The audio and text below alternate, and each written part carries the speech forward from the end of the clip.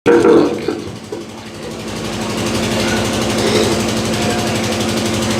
لله نحمده ونستعينه ونستغفره ونؤمن به ونتوكل عليه ونعوذ بالله من شرور أنفسنا ومن سيئات أعمالنا من يهد الله فلا مضل له ومن يضلله فلا هادي له ونشهد أن لا إله إلا الله وحده لا شريك له ونشهد أن سيدنا ومولانا محمدا عبده ورسوله وبارك وسلم تسليما كثيرا كثيرا.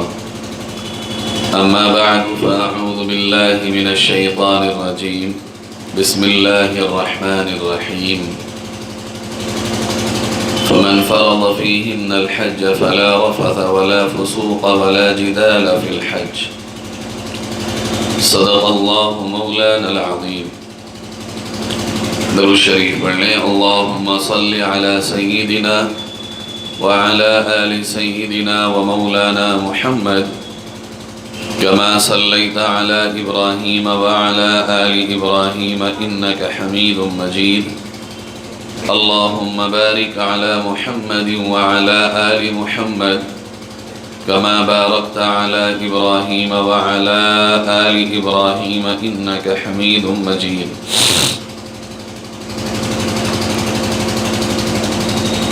اللہ رب العزت بہت بہت آپ تمام بہن بھائیوں کو حج مبارک فرمائے، حج مبرور بنائے. ایک ایک عبادت کو جو اس دوران آپ سب نے اور ہم نے کی ہے، اللہ رب العزت اس کو شرف قبولیت عطا فرمائے اور زندگی میں ہمیں اور ہماری آنے والی نسلوں کو بھی یہ موقع قبولیت کے ساتھ عطا فرمائے. نہایت مبارک سفر کر کے آپ حضرات واپس آ چکے ہیں. اللہ کے فضل پر فضل ہیں، اس کے احسانات پر احسانات ہیں کہ اس نے اس فریضے کو بھی بعافیت مکمل کرا دیا اور گھر بھی خیریت سے پہنچا دیا. بہت سے حاجی تو وہ جاتے ہیں ہمارے یہاں سے عمر کے اس حصے میں کہ جن سے خود چلا نہیں جاتا، اور شاید ان کے بہت سے رشتہ داروں کو یہ توقع رہتی ہوگی کہ یہ واپس آئیں گے کہ نہیں آئیں گے. اللہ نے ان کو بھی بعافیت اور سلامتی کے ساتھ واپس پہنچایا اور ہر حاجی اور حجن تقریباً اپنے گھر خیر و عافیت اور سلامتی سے پہنچ چکے ہیں. میرے بھائیوں، میرے بہنوں، یہ فریضہ تو ادا ہو گیا،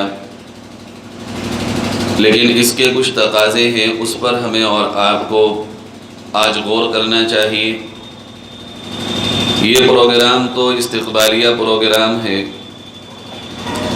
لیکن مسلمان کا کوئی بھی پروگرام اللہ اور اس کے حبیب محمد صلی اللہ علیہ وسلم کے تذکرے کے بغیر مکمل کہاں ہوتا ہے.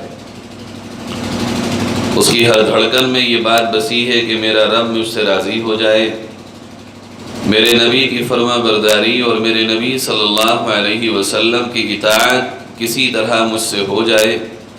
ہر ایک مسلمان کی کوشش کم یا زیادہ، تیز یا سست، تقریباً یہ رہتی ہی ہے. یہ مجلس بھی تقریباً اسی طرح کی ہے کہ یہاں ساتھیوں نے مشورہ کیا کہ بھی پورے ضلع کے لوگوں سے درخواست کی جائے، جتنے حاجی صاحبان اپنی خواتین کے ساتھ حج کو تشریف لے گئے تھے، جن سے آسانی کے ساتھ سفر ہو سکے وہ تشریف لے آئیں، تاکہ جس طرح جانے سے پہلے حج کے بارے میں بات ہوتی تھی، آنے کے بعد بھی کم از کم ایک مرتبہ تو بات ہو جائے کہ جس مقام کو دیکھ کر اور جس کی زیارت کر کے اور جس فریضے کو ادا کر کے آئے ہیں وہاں کے تقاضے کیا ہیں. جانے سے قبل بتایا جاتا تھا کہ وہاں جانے کے بعد کی ذمہ داریاں، وہاں کے فرائض، وہاں کے آداب، وہاں کے تمام عبادات کے انداز اور طور اور طریقے سکھائے جاتے تھے. اب آنے کے بعد چونکہ ٹائٹل بدل چکا ہے، نام ہی بدل چکا ہے، انداز ہی بدل چکا ہے، تو اب کی کیا ذمہ داریاں ہیں، ان کا احساس مجھے، آپ کو اور ہماری تمام ان بہنوں کو کہ جو اس فریضے کی ادائیگی کر کے آئی ہیں، ایک بار پھر سے ہم اور آپ یہ مذاکرہ کر لیں۔ اللہ جزا دے آپ تمام حضرات کو بھی اور اس مجلس کو منعقد کرنے والوں کو بھی، اور اللہ رب العزت اس اچھی پہل کو ہمیشہ جاری رکھے اور اچھے لوگ اس کو چلائیں، اچھے لوگ اس میں شریک ہوں، رب العزت ایسا فیصلہ فرمائے سب کے حق میں۔ میرے بھائیو، یہ جو سفر حج ہے ہم اور آپ تصور بھی نہیں کر سکتے۔ یہ جو بزرگ یہاں بیٹھے ہیں، اگر کسی نے 1990 سے پہلے کا حج کیا ہو، 80 میں رات قیس بھائی سے بات ہو رہی تھی، 80 کے حج میں، 80-82 میں میرے والد نے بھی حج کیا تھا الحمدللہ، اور 1954 میں ہمارے دادا گئے تھے، اس کے بعد وہ جاتے رہے۔ اس حج کے بارے میں ذرا بھی اگر ہمیں معلومات ہو تو کچھ اندازہ ہوگا کہ حج کیسا ہوتا تھا۔ جناب عمران صاحب ابھی انبیاء کے حج کے تذکرہ کر رہے تھے، وہ تو بڑا پرانا دور ہو گیا، ابھی یہ چند سال قبل کی بات میں کر رہا ہوں۔ پانی کے جہاز سے حج ہوتا تھا، پہلے 1 مہینہ لگتا تھا پانی کے جہاز کے اندر، اس کے بعد کم کر کے 15 دن کر دیے گئے۔ اب اس میں بیمار بھی ہیں لوگ، اس میں پریشانیاں بھی ہیں، اور اسی میں کسی کی موت بھی ہو جاتی تھی تو قبر بھی نصیب نہیں ہوتی تھی، بلکہ اس کو پانی اس پہ تختے پہ لٹا کے پانی میں بہا دیا جاتا تھا۔ 15 دن فقط اس میں پانی والے جہاز میں لگتے تھے، اور پھر 3 مہینے کا قیام ہوتا تھا، جس میں 20 دن مدینہ منورہ اور 2 مہینہ 10 دن مکہ مکرمہ۔ مکہ مکرمہ میں کوئی ایسی نہیں تھی 1954 اور 55 میں، کہیں بڑا بہت معلم اگر کوئی ہے تو اس کے دفتر میں ایئر کنڈیشن ہوتا تھا، پنکھے بھی نہیں ہوتے تھے۔ ہمارے جو بزرگوار گئے ہیں حج کو، اس وقت میں وہ بتاتے تھے کہ رات بھر وہاں کی چھتیں رات کو 2 بجے تک ایسے تپتی تھیں کہ ان کے نیچے سونا تو دور کی بات، بیٹھنا دشوار ہوتا تھا۔ اور رات کے 2 بجے جب ہم چھت پہ چڑھتے تھے سونے کے لیے تو 1 یا سوا گھنٹہ آنکھ لگے ہوتی تھی تو حرم سے تہجد کی اذان کی آواز آ جاتی تھی۔ اور پھر دن میں جو آرام کا وقت ملتا تھا، وہ بتاتے ہیں کہ دن میں صرف آرام کا وقت یہ تھا کہ یہ جہاں زمزم ہم دیکھ رہے ہیں، اب ہمیں تو دیکھنے کو ملا نہیں زمزم کا کنواں، لیکن وہ زمزم کا کنواں نیچے تھا، اس میں ٹوٹیاں لگی ہوئی تھیں، اور جتنا بڑا یہ احاطہ ہے شہنائی میری جھال کا، تقریباً کتنا ہی بڑا احاطہ تھا، تو کمر سے کمر لگا کے دوپہر میں لوگ تاکہ وہاں تھوڑی سی ٹھنڈ مل جائے اس طرح آرام کرتے تھے۔ یہ تھا ابھی گزرے ہوئے چند 20-50 سال پرانا حج۔ اللہ نے اپنے بندوں پہ آسانی کی۔ اچھا، اس وقت جب حج اتنا مشکل تھا، سفر اتنا مشکل تھا، تو تعداد بھی بہت کم تھی۔ راتی بڑا مجھے سن کے ہی مزہ آ گیا، وہ قیس بھائی کہنے لگے جب 80 میں حج کیا تھا تو ہر طواف کے چکر میں، ہر سنگ اسود کا، حجر اسود کا ہر چکر میں ہم بوسہ لیتے تھے۔ یہاں 40 دن میں 1 مرتبہ بوسہ لینا دشوار، اس دور میں ہر چکر میں بوسہ لینا اتنا آسان ہوتا تھا۔ وہ حج بھی کیا حج ہوتا ہوگا، دشواریوں بھرا، مشکلات بھرا، مگر نور سے بڑا پر، بڑا ایک عجیب و غریب اس کی لذتیں ہوتی ہوں گی۔ اللہ رب العزت نے دنیا والوں کو عقل دی، سمجھ دی، اور یہ سفر آسان ہوا۔ اور وہ جو 15 دن کا سفر تھا وہ سمٹتے سمٹتے اب صرف 4.5 گھنٹے کا ہو گیا۔ وہ 4.5 گھنٹے میں آپ جدہ اتر گئے، جا کے جہاں اترے ہیں وہاں بھی ایئرپورٹ پہ ایئر کنڈیشن، وہاں سے اتر کے جس بس میں بیٹھے ہیں وہ بھی ایئر کنڈیشن، جس بس سے اتر کے ہوٹل میں گئے ہیں وہ بھی ایئر کنڈیشن، بس سے اتر کے آپ حرم گئے ہیں، حرم بھی ایئر کنڈیشن۔ کہیں گرمی کا نام و نشانی نہیں ہے، کہیں پتہ ہی نہیں ہے گرمی ہے کہاں۔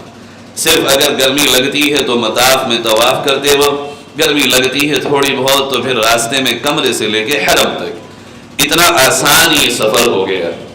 سفر اتنا آسان ہوا تو تعداد بڑھ گئی، اب تعداد اتنی پہنچ گئی کہ وہ تصور سے باہر تھی۔ آج سے اگر کوئی پرانا حاجی ہو 80-85 کا، اس سے کہو اتنی تعداد تو ناقابل یقین ہوگی۔ ان سے پوچھو، وہ کہیں گے نہیں بس باب مجیدی کے سامنے ہی ہمارا گھر تھا، یہ 1 نمبر گیٹ سے نکل کے 4 قدم پہ تو ہمارا گھر تھا۔ ان کو اگر بتاؤ اتنی لمبی لمبی عمارتیں ہو گئی، ہاں اتنی لمبی ہو گئی، ہاں بھائی ہو گئی۔ اللہ نے اتنا آسان سفر کیا۔ اب یہ آسان جب سفر ہوا تو پھر سہولتوں کے ہم طالب بھی ہو گئے، پھر ہمیں مزید عادتیں بن گئی۔ اور یہ اللہ کا فضل ہوا، اتنا آسان ہو گیا، چونکہ وہ جانتا ہے میرے بندے کس دور میں کس ریکوائرمنٹ کس چیز کی ریکوائرمنٹ رکھتے ہیں، ان کی باڈی کیا ہے۔ یقین جانیں آج کے حالات میں اگر وہ سفر ہوتا تو بڑا مشکل حاجی اس کو انجام دے پاتے۔ اللہ نے بہت آسانیاں کر دی، حج کو گئے اور جانے کے بعد ہائے وہ منظر، وہ کیف جو ان دونوں حضرات نے اپنی نعت میں پیش کیے، کیا عجیب و غریب منظر۔ جن آنکھوں سے ہم صرف یہاں یہ مکان ایک دوسرے کو دیکھتے ہیں، جن آنکھوں سے صرف ہم یہاں اپنی کھیت کھلیان اور دکانوں کو دیکھتے ہیں، جن آنکھوں سے صرف اپنے آپ ہم حسابی لکھ رہے ہیں اور یہی اپنی زندگی گزار رہے ہیں، کیا خدا کا فضل ہے اس نے ان آنکھوں کو نبی کا روزہ سامنے سے دکھا دیا، اپنے نبی کی قبر سے چند ہاتھ کے فاصلے پہ لے جا کے کھڑا کر دیا۔ کیا اس اللہ کا فضل ہے جس نبی کے نام کی تسبیح پڑھ پڑھ کے ہم جیتے ہیں، اس نبی کے روزے کی جالی کے سامنے لے جا کے کھڑا کر دیا۔ بہت سے مرتبہ تو یہ ہوا جس دن ہم مدینہ منورہ سے آ رہے تھے، آپ سب پر بھی اللہ کا ایسی فضل ہے، خالص ایک کسی بندے پر نہیں، تو میرا بچہ میری گود میں تھا، میں سلام پڑھ کے وہ جو بڑی سی دیوار اس کی کپڑے کی لگاتے ہیں نا، تو وہ جالی کے قریب نہیں جانے دیتے، تو میں اس دیوار سے ادھر کو ہی سلام پڑھ کے جب نکلا تو وہ پولیس والا تھا۔ میں نے اس سے کہا دیکھو میں اپنے بچے کو پہلی بار لے کے آیا ہوں اور میرا جی چاہتا ہے میں نبی کے روزے پہ تو اس کو لے کے چلا جاؤں، جالی کے قریب جانے دے۔ وہ پیار کے بھوکے ہوتے ہیں، ان سے پیار سے کہو تو زیادہ تر مان ہی جاتے ہیں۔ اب وہ بھیڑ بھی کم تھی، رات کے 11 بج رہے تھے، اس نے فوراً مجھے نبی کے جالی پہ لے جا کے کھڑا کر دیا۔ وہیں مجھے احساس ہوا یا میرے مولا کہاں میں اور کہاں تیرے نبی کا روزہ، کہاں یہ مقام، میں تو یہاں کی دھول کے قابل بھی نہیں تھا۔ اگر میں نصیب والا ہوتا کہ مدینے کی دھول بن جاتا تو انہیں انسان اور مسلمان بنا کے کلمے والا بنا کے نبی کی جالی پہ کھڑا کر دیا اور بچے کے ساتھ۔ ابھی یہ دل میں عجیب و غریب خیالات آ ہی رہے ہیں کہ پھر میں نے آگے پولیس والے کو دیکھا، سلام پڑھنے کے بعد بھائی ریاض الجنہ میں جانے دو، اس نے مجھے میرے نبی کی محراب کے سامنے میرے بچے کے ساتھ نماز پڑھنے کا موقع دے دیا۔ یہ اللہ کے کیسے انعامات ہیں۔ ہمارا جسم اس قابل کہاں تھا کہ ہم ریاض الجنہ کی اس قالین سے اور جنت کی کیاریوں سے اپنے جسم کو ٹچ کر پاتے، لیکن پروردگار کا کیسا فضل، کیسا انعام ہے ہم پہ، آپ پہ۔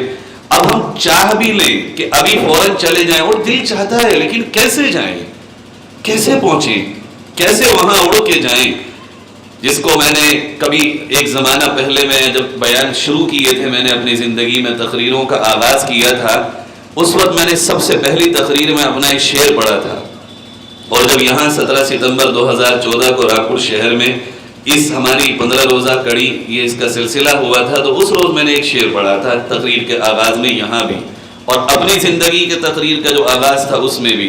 وہ جب یہاں میں ابھی بیٹھا، عمران بھائی اور ہمارے عزیزم نے جب نعت پڑھی ریان نے، تو وہ شعر اچانک میرے ذہن میں آیا کہ مدینے سے آنے کے بعد تو ہر حاجی یہ کہتا ہوگا عشق احمد ازل ہی سے سینے میں ہے، میں یہاں ہوں میرا دل مدینے میں۔ یہاں بیٹھ کے آج اس شعر کا احساس ہوا، کتنی بار میں نے اس کو تقریروں میں پڑھا کہ عشق احمد ازل ہی سے سینے میں ہے، میں یہاں ہوں میرا دل مدینے میں ہے، پھول تو پھول کانٹوں میں بھی وہ حسن ہے۔ اس کو بہت میں تھوڑا سا بدلوں گا، پھول تو پھول کانٹوں میں بھی وہ حسن ہے، لطف جنت سے بڑھ کر مدینے میں ہے۔ یعنی پیار تو پیار، وہاں کے دھکوں میں بھی وہ حسن ہے جو یہاں کی محبت میں حسن نہیں، وہاں کے دھکوں میں وہ انسیت اور وہ لطف ہے جو یہاں کے انسانوں کے اپنے سے گلے لگانے میں وہ انسیت نہیں ہے۔ وہاں دھکے کھانے میں بھی مزہ آتا ہے، وہاں ادھر چلانے میں بھی مزہ آتا ہے، اور ایسی محبت اور ایسی پھول تو پھول کانٹوں میں بھی وہ حسن ہے، لطف جنت سے بڑھ کر مدینے میں ہے۔ اور ایسی خوشبو باغ جنت میں کہاں، ایسی خوشبو باغ جنت میں کہاں جیسی خوشبو نبی کے پسینے میں ہے۔ جب مدینے کے عطر میں یہ خوشبو ہے کہ سونگھ کے مزہ آتا ہے، تو اس مدینے والے نبی کے پسینے کی خوشبو کا کیا عالم ہوگا، اس کا ہمیں وہاں جا کے شاید کچھ تصور ہوتا ہے۔ میرے بھائیو، اس کے بعد اللہ نے وہ منظر دکھایا کعبے کا، جس کو ہمارے عزیز بھائی بارہا کہتے ہیں کہ ہم یہاں کہہ رہے ہیں رخ میرا کعبہ شریف کی طرف ہر نماز میں، وہاں سامنے ہمارے کعبہ، ان آنکھوں نے کعبہ بھی دیکھا، ان پیروں سے اس کے ارد گرد چل کے طواف بھی کیا. تو کیا اللہ نے اتنی بڑی بھیڑ میں سے، رامپور کی 15 سے 20 لاکھ مسلمانوں کی آبادی میں سے آپ کو اور مجھے چن کے جو وہاں بلایا ہے، وہ یوں ہی بلا کے ایسے ہی واپس بھیج دیا؟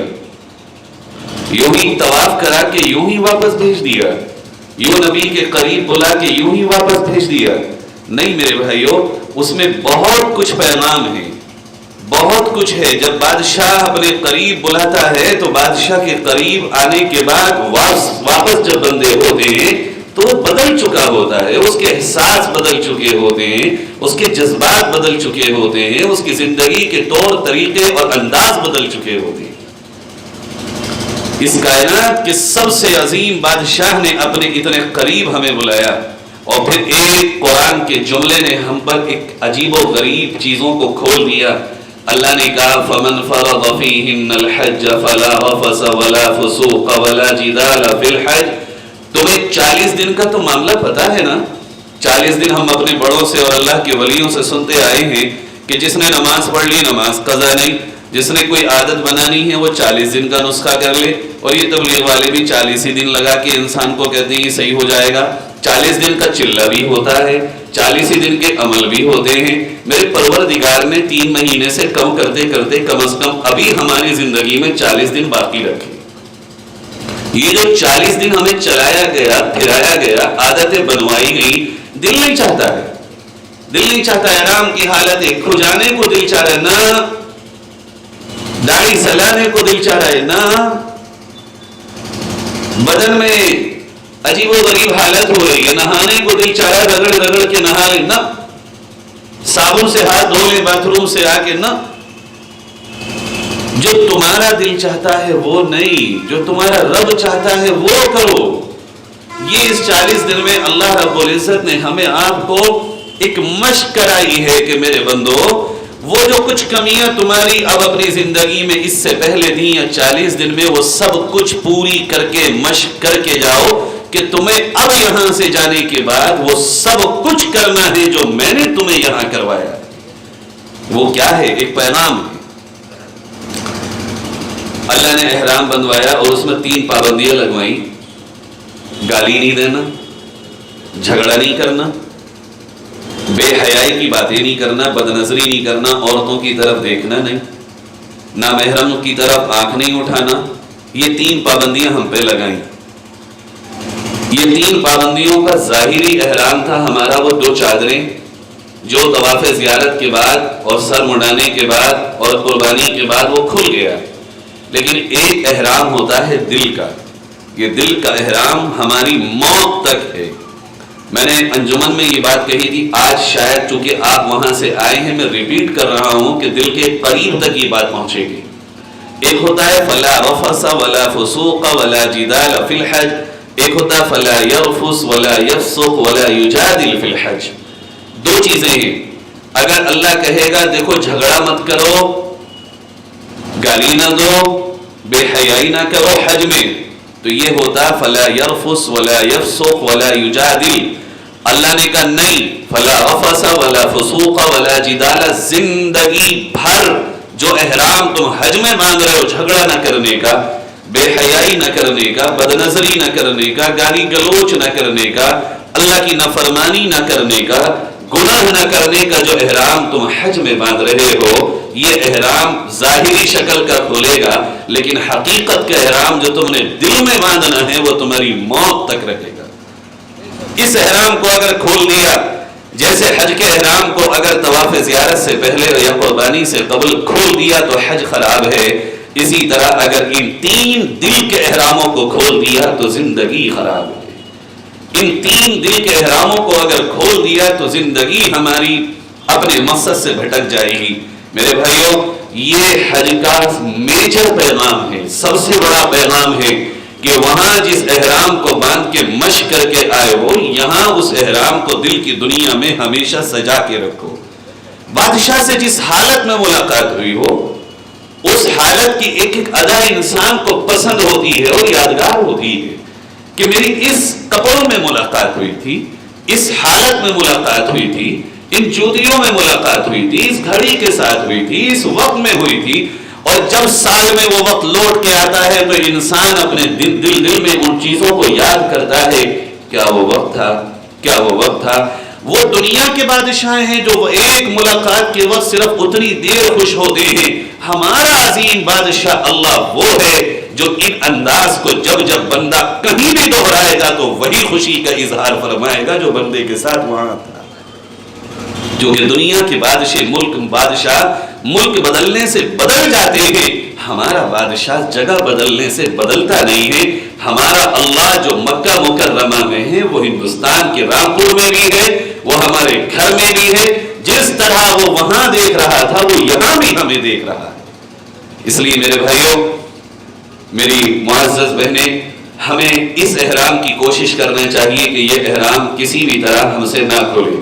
دوسری بات، جب ہم اتنی محنت کے ساتھ حج کرتے ہیں، خاص طور پر میرے بزرگوار بہنیں اور مائیں اور بھائی جو محنت کے ساتھ حج کرتے ہیں، ہم نے دیکھا ہے اپنی آنکھوں سے، دو بار دیکھ لیا الحمدللہ کہ کیسی محنت ہوتی ہے۔ وہ مینا سے چلنا عرفات کو، پھر عرفات سے آنا مزدلفہ کو، وہ کبھی رات میں اللہ کے سامنے گڑ گڑانا، کبھی دن میں عرفات کی دھوپ میں تپنا، کبھی مینا کے خیموں میں مچلنا، کبھی طواف زیارت کی دوڑ لگانا، اور پھر کبھی طواف زیارت کر کے مینا کی واپسی کو اپنے کبھی پیروں کو دیکھنا، کبھی رب کے پیغام نبی کی سنت کو دیکھنا اور مینا کو واپس جانا۔ یہ اتنی محنت کرانے کے بعد میرے مولا تو نے کیا دیا؟ اللہ کہتا ہے الحج المبرور لیس له جزاء الا الجنہ، جس نے حج کیا اور حج مقبول کیا، میرے پاس اس کا بدلہ جنت کے سوا کچھ بھی نہیں، اس کے لیے جنت واجب ہو گئی۔ نمبر 2، جس نے حج مبرور کیا وہ اپنے گناہوں سے 100% پاک ہو گیا۔ ایک بات میں بھی آج تک کہتا چلا آیا تھا، عمران بھائی نے بھی کہی، آج میں اس کو کریکٹ کر دیتا ہوں ایک بہت بڑے عالم دین کی برکت سے۔ ہم کہتے ہیں اللہ بندوں کے حق معاف نہیں کرے گا۔ دیکھو، بندوں کے حق معاف نہیں کرے گا، بے شک یہ بات اپنی جگہ درست ہے، لیکن اللہ بندوں کے حق ادا کرانے کی طاقت دیتا ہے اگر ہم اللہ کی طرف آئیں۔ بالکل اسی طرح بخاری میں 17 سے زیادہ جگہ وہ واقعہ ہے 99 قتل والا معاف، 99 قتل والا معاف سنا نا آپ نے کہ 100واں قتل کر دیا تھا اس نے، اور پھر وہ گیا تھا توبہ کی طرف۔ بندوں کی معافی ہو جاتی ہے، اور جو لوگ زندہ رہ جاتے ہیں معاف، اللہ تعالیٰ ان کو بندوں کے حقوق ادا کرنے کی توفیق دیتا ہے۔ یہ سوچ کے پیچھے نہیں ہٹنا چاہیے۔ میں بھی یہاں غلط تھا، بہت سی مرتبہ میں نے بیان میں اس کو کہا کہ ہم بندوں کے کیسے حق ادا کریں گے؟ اللہ اتنا غفور الرحیم ہے کہ جب وہ اپنے حق کو معاف کر سکتا ہے تو یا تو بندوں سے تمہیں معاف کرائے گا، یا بندوں کو یا تمہیں اتنی ہمت دے گا کہ تم بندوں کے حق ادا کر سکو۔ وہ ایسا پروردگار ہے۔ تو وہ اتنی محنت اللہ دوسرا اب کیا ہے؟ اللہ نے کہا گناہوں سے بالکل پاک، بالکل ایسے جیسے آج ہی ماں کے پیٹ سے پیدا ہوئے ہو۔ میرے پیارو، ایک بات بڑی کامن سی ہے، اگر میں نے اپنے ایسی چیز میرے پاس ہو جو بڑی محنت سے میں نے دھوئی ہو، بڑی محنت سے دھبے چھٹائے ہوں، بڑے کیمیکل لگا کے میں نے کبھی ہاتھوں میں چھالے ڈال کے، کبھی پیروں میں چھالے ڈال کے، کبھی اپنی ٹانگوں کو تھکا کے، کبھی راتوں کو جاگ کے، کبھی صبح کی نیند قربان کر کے، کبھی اپنے آرام کو چھوڑ کے کسی چیز کی گندگی کو صاف کیا ہو یا کرایا ہو، اگر اس پہ کوئی چھینٹا بھی لگا دے تو دل ٹوٹ کے پارا ہو جاتا ہے۔ یہ بالکل ایسے ہی ہمارے ساتھ ہے۔ ہمارے پروردگار نے ہمیں چلا کے، کبھی بٹھا کے، کبھی اٹھا کے، کبھی راتوں میں مزدلفہ کی سڑکوں پہ سلا کے، کبھی عرفات کے خیموں میں پسینہ گرا کے، کبھی طواف میں ہمیں پسینے سے شرابور کرا کے ہمیں گناہوں سے بالکل 100% پاک کر دیا۔ اب اس صاف ستھری زندگی پہ کوئی دھبا لگے گا تو یہ ہماری اتنی بڑی بدنصیبی کی بات ہے کہ اللہ تبارک و تعالیٰ کے اس دیے ہوئے انعام کی گویا ہم نے وہ قدر نہیں کی جو کرنا چاہیے۔ آسان نہیں ہے، پورے گناہوں سے مکمل پاک ہو جانا کوئی آسان ہے؟ اللہ نے اس ایک عمل کی برکت سے ہمیں گناہوں سے مکمل پاک کر دیا۔ اب کتنی احتیاط کی ضرورت ہے ہمیں وہاں سے آنے کے بعد.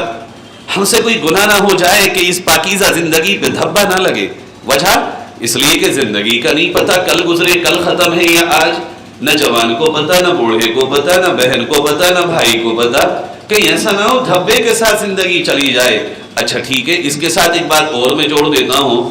زندگی پاک بھی ہو، ہم نہا دھو کے بالکل کہیں گئے ہوں اور کوئی خلعت کسی بادشاہ نے عطا کی ہو، کوئی جوڑا کسی بادشاہ نے دیا ہو، یہ پہنو اور جاؤ گھومو. اب اس بادشاہ کے سامنے اسی جوڑے میں پیش بھی ہونا ہو، کتنا خیال رکھیں گے پھٹ نہ جائے، ادھڑ نہ جائے، گندا نہ ہو جائے، کہیں چھینٹے نہ آ جائیں. بادشاہ کی دی ہوئی خلعت ہے، بادشاہ کا دیا ہوا تحفہ ہے، بادشاہ کا دیا ہوا جوڑا ہے. میرے بھائیو، یہ جو حاجی لقب ہے یہ اللہ کی دی ہوئی خلعت ہے. یہ جو حاجی لقب ہے یہ اللہ کا دیا ہوا تمغہ ہے. یہ جو حاجی دنیا پکارتی ہے یہ اللہ کے دیے ہوئے ستارے ہیں. یہ جو حاجی تمہیں دنیا بلاتی ہے یہ اللہ کی دی ہوئی تمہیں وہ ایک قیمتی اور بیش قیمتی وہ سرمایہ ہے کہ اگر جس پہ ذرا بھی دھبا لگا اور پروردگار نے وہاں جو عرفات میں بالکل پہلے آسمان پہ آ کے مجھ سے تم سے پوچھا تھا مانگتے ہو مانگو، کیا مانگتے ہو، اور پھر فرشتوں کو گواہ بنا کے کہا تھا عرفات میں جو بھی آیا ہے یہ جب واپس جائے گا تو مجھے میرے عزت و جلال کی قسم یہ بالکل ایسے ہوگا جیسے ماں کے پیٹ سے پاک ہو گیا ہے. اس پاکی پر، اس جوڑے پر، اس تمغے پر، اس عزت پر، اس نوازش پر، اس تحفے پر اور اس عہدے پر جو اللہ نے مجھے اور آپ کو نصیب فرمایا. میرے بھائیو، اگر ذرا بھی دھبا لگا تو یہ اللہ تبارک و تعالیٰ کی بڑی ناشکری ہوگی. اور خدا نے قرآن میں اعلان کر دیا لئن شکرتم لازیدنکم ولئن کفرتم ان عذابی لشدید. شکر ادا کرو گے تو انعام ملے گا، بڑھے گا. اللہ سے شکر ادا کرو، اللہ تو نے یہ تحفہ دیا، اب ہم محنت کریں گے، ہم کوشش کریں گے، ہم نہیں کریں گے کوئی خلاف ورزی. تو اللہ کہتا میں اور کراؤں گا حج، تمہیں پھر بلاؤں گا. لئن شکرتم لازیدنکم کا یہ مفہوم حج سے متعلق ہے.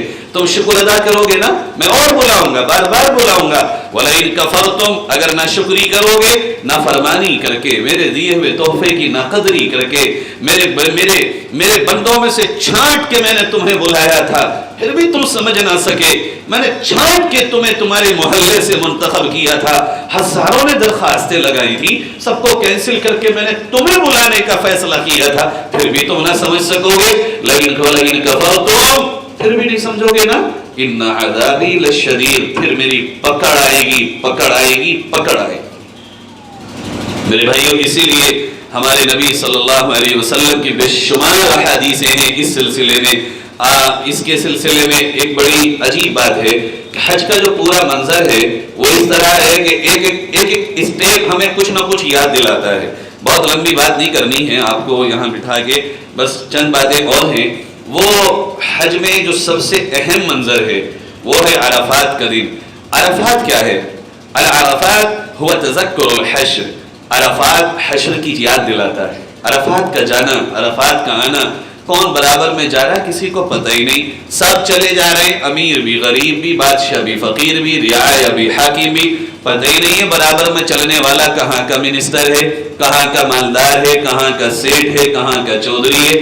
ہم اپنی منزل چل رہے ہیں، وہ اپنی منزل چل رہا ہے، ایک دوسرے کو کسی کی پرواہی نہیں ہے. بیڑا اس کا بھی جا رہا ہے، بیڑا ہمارا بھی جا رہا ہے. یہی تو حشر میں ہوگا. جب قبر سے اٹھیں گے میرے آقا نے فرمایا کوئی کسی کو نہیں پہچانے گا، کوئی کسی کو دیکھ نہ سکے گا، کوئی کسی کے کام نہ آ سکے گا. بالکل اپنی منزل چلتے چلے جائیں گے، اللہ کی عدالت میں پیش ہو جائیں گے. کہا یہ عرفات کا اصل مقصد ہے کہ تم حشر کی یاد اپنے دل میں تازہ کرو. اور جب کسی کو یہ پتہ چل جائے کہ حشر ہونا ہے اور مجھے اٹھنا ہے، میری ماں بھی مجھے پہچانے گی نہیں، میرا باپ مجھے پہچانے گا نہیں، میرا بھائی کام نہ آئے گا، میرے دوست کام نہ آئیں گے، پھر وہ کیا کرے؟ ہوا توبہ. اصل پھر وہ یہ ہے کہ وہ توبہ کرتا رہے. میرے رب وہاں جب کوئی کام نہیں آئے گا अतूबु इलैक, मैं तेरी तरफ आता हूं, तू ही अकेला है, तू ही काम आएगा, तू ही मेरा मालिक है, तू ही बचाएगा, तू ही हशर में मुझे अपने अर्श का साया देगा। ये अराफात का मकसद है। बंदा हशर को याद करे, हशर को याद करके बंदा तौबा करे और अपने परवरदिगार से जुड़ने का फैसला कर ले कि जब दुनिया का कोई काम ही नहीं आना तो उससे दिल क्यों लगाना, जब दुनिया का कोई काम ही नहीं आना तो दिल उसको क्यों देना। मैं तो दिल उससे लगाऊंगा जो मेरी वहां मदद करेगा, जो मुझे काम आएगा, जो मुझे बचाएगा, जो जहन्नम के अंधेरों में ढकेलने से मेरी हिफाजत कर सकेगा।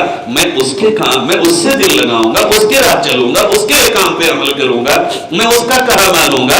वही मेरा मौला है। वो कहेगा तो बाप की खिदमत करूंगा, वो कहेगा तो माँ की खिदमत करूंगा, वो कहेगा तो भाई का कहना मानूंगा, वो कहेगा तो मखलूक की बात मानूंगा।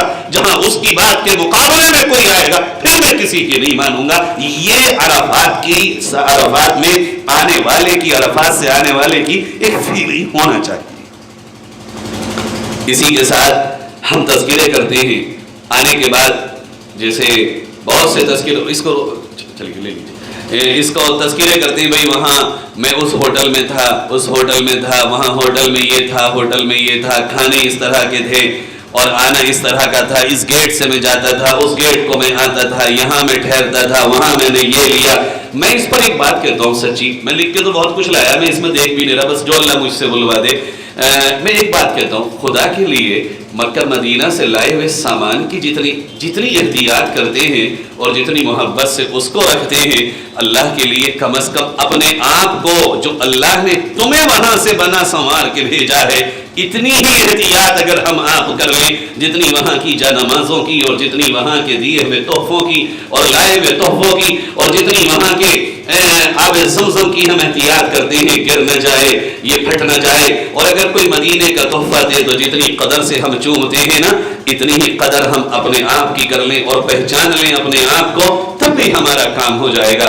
हम तज़किरे करते हैं वहाँ की चीज़ों के, इधर के उधर के, ये सारी चीज़ें। अल्लाह ने हमें इसलिए नहीं बुलाया था कि हम होटल याद करके आए, इसलिए नहीं बुलाया था अल्लाह ने कि वहाँ के आने जाने और गेट याद करके आए, इसलिए थोड़ी बुलाया था अल्लाह ने कि वहाँ बिकता क्या है, रहता क्या है, होता क्या है। ना, अल्लाह ने मेरे अल्लाह ने मदीने में मुझे इसलिए बुलाया था कि तू अपने नबी के करीब आके खड़ा हुआ हो। खबरदार, ये याद रखना, जब तू जाए तो तेरी जिंदगी का कोई लम्हा तेरे नबी की सुन्नत के खिलाफ गुजर न जाए। अल्लाह ने मुझे काबे में इसलिए बुलाया कि काबे को देखने के बाद खबरदार तेरी जिंदगी में शिर्क व बिदअत आ न जाए। तू रब्बे काबा के इतने करीब आ चुका है, अब रब्बे काबा से इतना दूर न होना। जब तू हरम के और काबे की दीवारों से लग चुका है, तो हतीम में काबे के अंदर आ चुका है, तो इस काबे वाले को भी अपने दिल के अंदर लेके जाना। और जब तुझे रब ने यहाँ बुलाया, यहाँ दिखाया, तो वो जो तू एहराम बांध के लब्बैक लब्बैक की सदाएं बुलंद करता था, उसका मतलब भी तो समझ ले मेरे बंदे। उसका मतलब ये है, मैंने दुनिया को तेरी जबान से ये पैगाम सुनाया। अब तू जाके यहाँ के होटलों का नहीं, अब तू जाके यहाँ के खाने पीनों का नहीं, बल्कि जाके मेरे काबे को बोलना, मेरी बड़ाई को बोलना, मेरे तज़किरों को बोलना, मेरी कुदरत को बोलना, मेरे नबी की सुन्नत को बोलना। हाजी पर सबसे बड़ी जिम्मेदारी होती है वहां से आने के बाद वो अल्लाह के पैगाम को अल्लाह के बंदों तक पहुंचाए, वो रब्बे काबा के पैगाम को, वो काबे के रब के पैगाम को अल्लाह की और रब्बे काबा के बंदों तक पहुंचाए, और वो बताए वहां के मंजर वो हैं जो अल्लाह याद आता है, ताकि बंदों के दिलों में अल्लाह की मोहब्बत बढ़े। वहां के होटलों की नहीं, वहां के खानों की नहीं, वहां के पकवानों की नहीं, वहां के सौदों की नहीं, वहां के बाजारों की नहीं। मेरे रब ने मुझे इसलिए मुंतखब किया था कि मैं अल्लाह को बोलूं, मैं नबी की बात को बोलूं, मैं नबी के पैगाम को बोलूं। और यहाँ बैठ के जब हम नबी की तारीख सुनाते हैं, नबी के किस्से सुनाते हैं, कितना असर दिल पे होता है।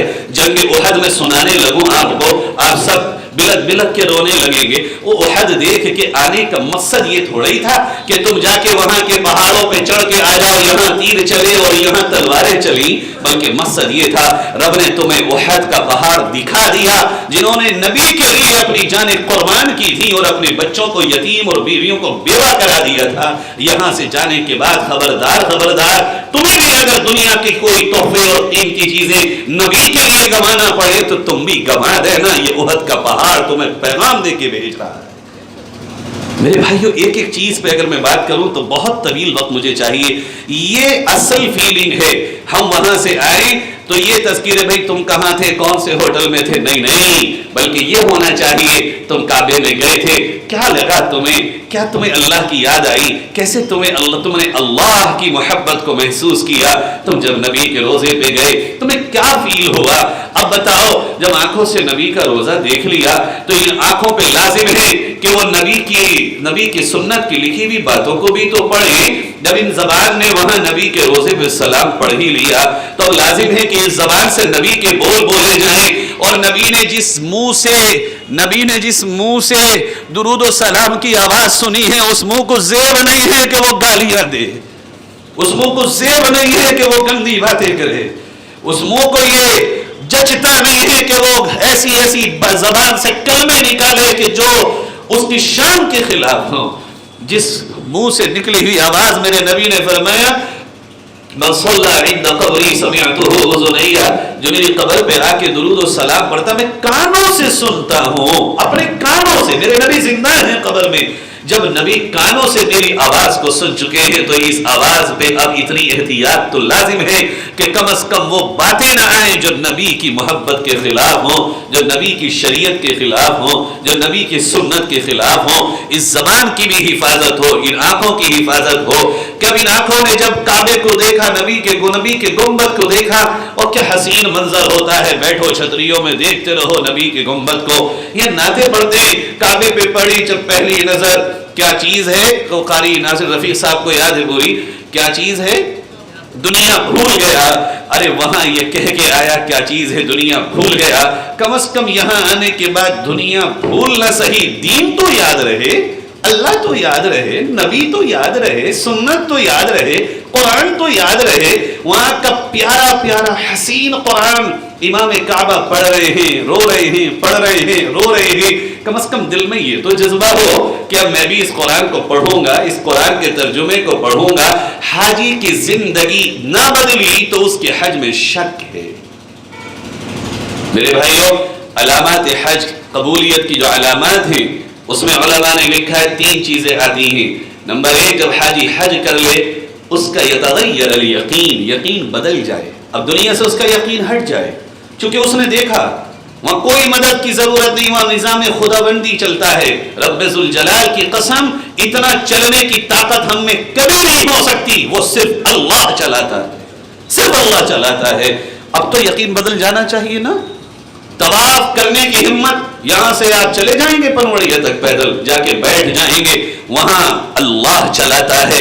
یتغیر الیقین, یقین بدلنا چاہیے, اللہ پر یقین مضبوط ہونا چاہیے, ایمان مضبوط ہونا چاہیے. وہاں کی ایک ایک لمحہ ہمیں ایمان کی, توحید کی, یقین کی دعوت دیتا ہے.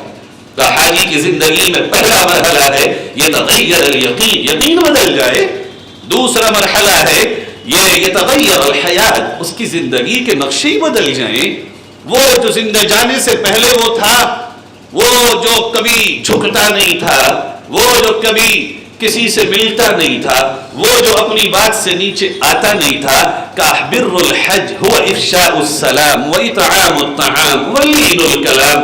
حج کی نیکیوں کی نشانیاں 3 ہیں کہ جب حاجی حج کر لیتا ہے ہر ایک کو سلام کرتا ہے, السلام علیکم. چونکہ اسے اپنے سے چھوٹا کوئی دنیا میں لگتا ہی نہیں ہے, وہ سمجھتا سب سے چھوٹا میں ہی ہوں, سب سے کم محنت کر کے میں آیا ہوں. پیارے نبی نے فرمایا یہ بڑی بات ہے کوئی سلام کا عادی ہو جائے, آج ہم سلام کے عادی نہیں.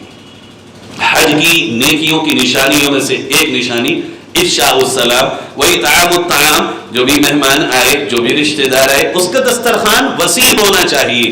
وسیع کا مطلب یہ نہیں کہ 5 اس کے سالن اور ڈشیں لمبی ہوں, بلکہ جو اس کے گھر میں ہے وہ کھانا کھلانے کا عادی ہو, جو چٹنی روٹی, دال روٹی, چاول روٹی جو بھی ہو. اطعام الطعام, کھلانے کا شوق ہو. میرے نبی کو کھلانے کا شوق تھا, حاجی کو بھی اللہ نے کھلانے کا شوق دلایا. ولین الکلام, بڑے پیار سے بات کرنے کے عادی ہو جائے. وہاں پولیس والا کہہ رہے جاؤ نا, تو اس سے لڑے تو نہیں نا, چپ. اس نے یوں ہاتھ پکڑ کے نماز پڑھتے ہوئے اٹھا لیا. اگر راستے میں کوئی نماز پڑھ گئی سسٹم میں, چپ, کیا کرو گے؟ یہ سب چیزیں سکھا رہی ہیں. لین الکلام, اللہ کو بڑا نرم کلام پسند ہے, سخت کلام پسند ہی نہیں. یہ حاجی کی نیکی میں سے ایک نیکیاں ہیں 3. کہا یہ حاجی کی قبولیت کی علامتیں ہیں کہ اس کی زندگی بدل جائے. وہ جب راستوں میں سے نکلتا تھا تو سوچتا تھا کہ یہاں والے مجھے سلام کریں، لیکن جب حج سے آیا تو وہ سلام کرتا ہوا چلا جا رہا ہے، وہ ہر ایک سے ملتا ہوا چلا جا رہا ہے. میں نے کئی بزرگوں کو دیکھا کہ وہ چھوٹے چھوٹے بچے جو راستوں میں کھیلتے تھے، وہ اپنی تعلیم کے زمانے میں جب وہاں میں نے اس قصبے کے بزرگوں کو دیکھا جب وہ حج سے واپس آئے، ان بچوں کو بھی سلام کرتے ہوئے جاتے تھے، ان بچوں سے بھی مصافحہ کرتے ہوئے جاتے تھے. ایک دن میں نے ان سے پوچھا اس صاحب سے کہ یہ آپ ایسا کیوں کرتے ہیں؟ کہتے ہیں نبی نے فرمایا جب مسلمان سے مصافحہ کرتا ہے تو سارے صغیرہ گناہ معاف ہو جاتے ہیں. اللہ سے امید ہے معاف تو سارے ہو ہی گئے ہوں گے، لیکن کیا پتہ ہوائی جہاز میں ہو گئے ہوں، ایئرپورٹ پہ ہو گئے ہوں، آنے کے بعد ہو گئے ہوں. اب دل یہ چاہتا ہے کہ چونکہ معاف کرانے کی عادت بنا کے آئے ہیں تو بہانے معاف کرانے کو دل چاہتا ہے. یہ تغیر الحیات، زندگی بدلنا چاہیے. اور تیسری چیز انسان کے اندر یہ آنا چاہیے کہ وہ متبع للسنہ، پیارے نبی کی سنت کا اتباع اس کے اندر آ جائے.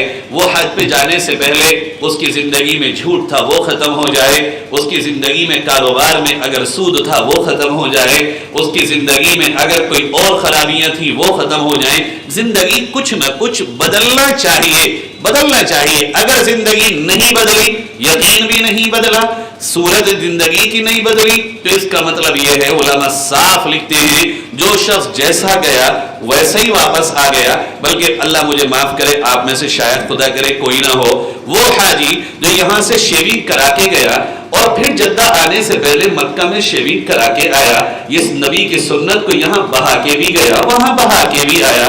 اسی طرح کی اور بہت سی چیزیں، جھوٹ بولتا ہوا گیا، جھوٹ بولتا ہوا آیا، جھوٹ بولتا ہی رہا، غیبت کرتا ہوا گیا، غیبت کرتا ہوا آیا، غیبت کرتا ہی رہا. اس طرح کی جو گناہوں والی زندگی تھی اگر وہ نہیں بدلی ہے تو اس کا مطلب یہ ہے یہ ساری محنت فریضے کی ادائیگی تک تو ٹھیک ہے لیکن قبولیت کی منزلوں تک پہنچنے سے دور. آئیے یہاں ہمارے آپ کے بیٹھنے کا مقصد یہ ہے کہ ہم سب مل کے محنت کریں. جس رب نے ہمیں وہ گھر دکھایا اس رب کے بول اپنے ضلع میں بولیں. بھائیو اس وقت بہت ضرورت ہے اللہ کی بات کرنے کی، اللہ کی بات پہنچانے کی. ساری باتیں ہوتی ہیں، سارے تذکرے ہوتے ہیں، لوگ ہمارے آپ کے قرآن کو نہیں پڑھیں گے، خدا کی قسم. لوگ غیر مسلم ہمارے آپ کی نمازوں کو مسجدوں میں آ کے نہیں دیکھیں گے. لوگوں نے ہمارے طواف کو نہیں دیکھا، لوگوں نے ہماری سعی کو نہیں دیکھا، لوگوں نے ہماری قربانی کو، احرام کو نہیں دیکھا. وہ مجھے اور آپ کو دیکھ رہے کہ مدینہ مکہ جا کے آنے والا کیسا ہوتا ہے. اس میں میرے نبی کے روزے کی عزت مجھ سے آپ سے جڑ چکی ہے، اس میں کعبے کا احترام مجھ سے آپ سے جڑ چکا ہے. اب ہم نہ بدلے تو کعبے کے احترام کو ٹھیس نہ پہنچ جائے، نبی کے روزے کے تقدس کو کہیں میرے آپ کے کسی غلط عمل کی وجہ سے کوئی ٹھیس نہ پہنچ جائے. چونکہ لوگ یہ سمجھ رہے ہیں جس نبی کے لیے یہ جان دینے کی بات کرتے ہیں اس نبی کے یہ روزے کو دیکھ کے آئے ہیں، اس کے گھر میں 40 نمازیں پڑھ کے آئے ہیں، یہ اس اللہ کے گھر کو دیکھ کے آئے ہیں جس اللہ کے لیے یہ سب کچھ قربان کرنے کی تمنا رکھتے ہیں، اور وہاں کے تقدس میرے آپ کی زندگی سے جڑ چکے ہیں.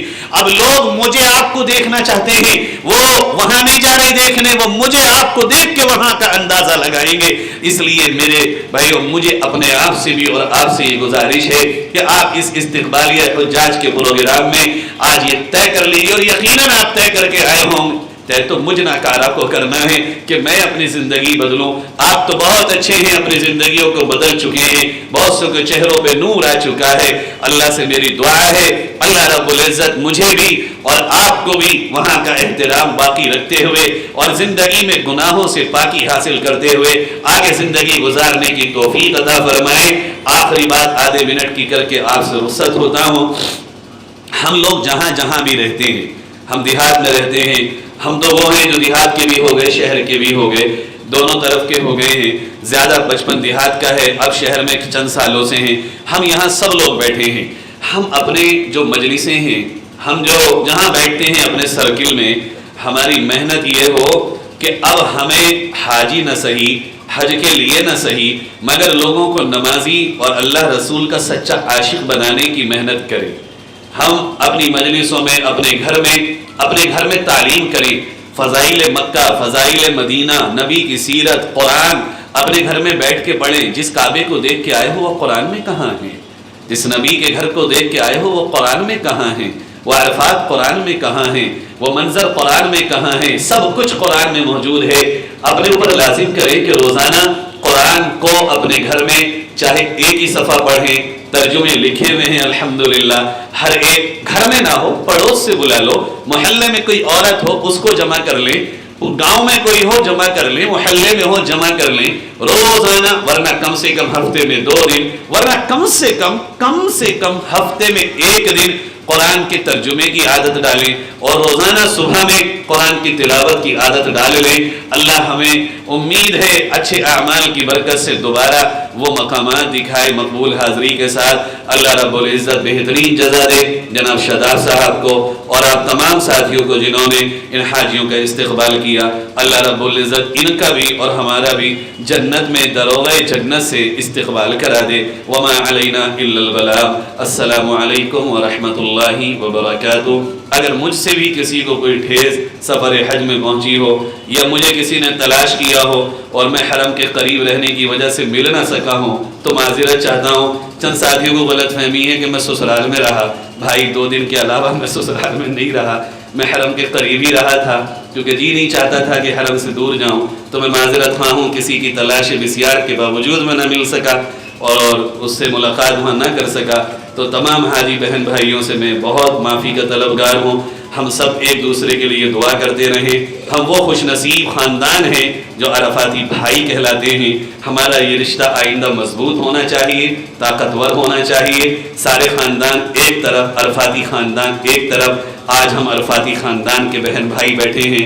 میری دعا ہے اللہ اس خاندان کو مضبوط سے مضبوط تر فرمائے اور اخلاص پر اس کی بنیادوں کو دین کی خدمت کے لیے قبول فرمائے. والسلام.